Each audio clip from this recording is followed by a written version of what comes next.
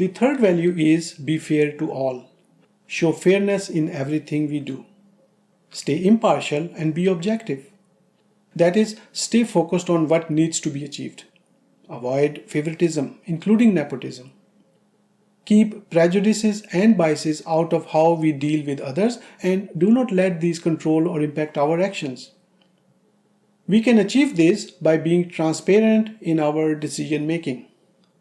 There is no need to hide how we approached or made a decision. When we hide the process, it gives the impression that we may be ignoring information that is against our benefits, or we may be showing favoritism, or we may be biased, even though we may not be at all. So open disclosure will remove these fears and the perception of unfairness. We also need to review our own actions to ensure that we stay impartial. It is possible that if we do not check our own actions, we may start to go away from being fair and not even realize it. A periodic check helps us to correct our decisions, actions, and policies. Access to information is to be based on authorization and not any other factor. We cannot restrict people's access to information just because they are a junior employee or not part of the organization or do not belong to the group. That is why some governments and organizations have laws and policies about disclosure of information. Similarly, when it comes to providing opportunities, we are fair to all, an equal opportunity employer. Equal opportunity for promotion and increase in salary or benefits. Equal opportunity to all the sellers who are interested in bidding for our project, and so on. Now, mandatory standards under fairness are to fully disclose when there is a conflict of interest or when there is a chance that a conflict of interest situation may arise in the future. This is an issue that needs to be dealt with very carefully. A project manager is working on a bid where a close relative or friend is planning to or has submitted a bid. This is a situation that requires full disclosure to stakeholders about the conflict of interest situation.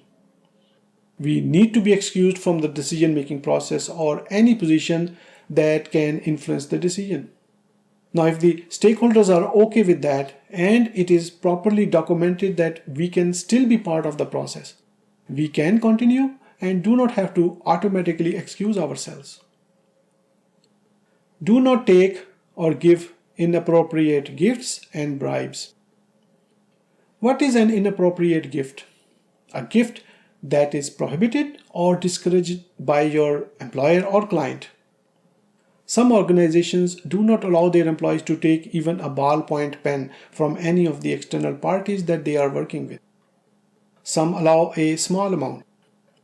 When I have asked this question from course participants, I get different answers. Some say $0 limit. Some say $10 or $15 limit. But the answer that is unacceptable is, I don't know what is the limit. Or I don't know if there is a limit. Or even if there is a company policy against that. If I do not know, I must find out so that I do not get into trouble. We must not discriminate for hiring, assigning roles, compensation, and other stuff. No discrimination based on race, religion, gender, age, disability, nationality, or sexual orientation. Now be clear that it does not mean that since we do not discriminate based on nationality, we will hire resources who may not be authorized to work in our country, like a visitor who does not have a work permit. That is not discrimination. We will be breaking the law and unfair to those who are eligible to work. Discrimination is not always intentional. Sometimes our previous experiences, bad or good, cloud our thinking. And it makes us biased, which can result in us discriminating. So it is important that we continue to observe our own behavior and actions and correct them if needed.